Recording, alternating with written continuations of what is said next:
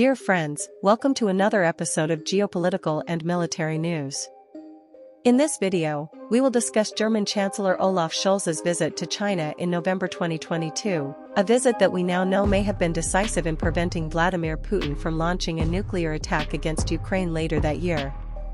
In September 2022, to the world's surprise, Ukraine launched a surprise counteroffensive focused initially on the Kharkiv Oblast, later extending to the Kherson Oblast, resulting in the liberation of over 15,000 square kilometers of areas occupied by Russia in just 2 months, notably the important city of Kherson, the only capital of an oblast that Russia had conquered in its invasion.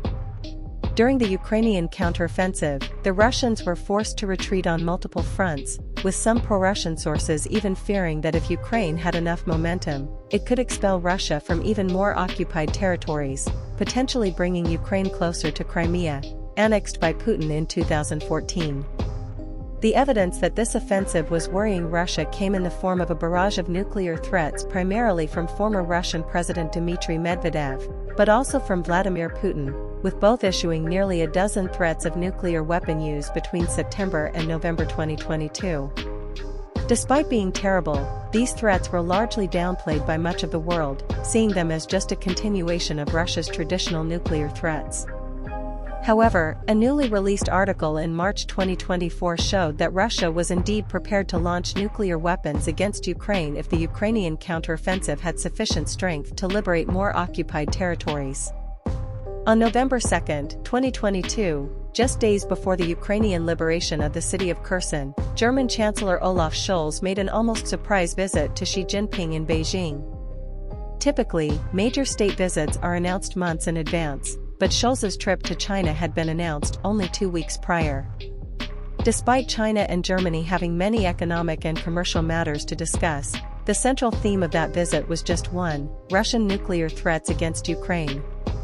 For several hours, Scholz and Xi Jinping met behind closed doors, announcing a joint statement condemning nuclear threats in Ukraine.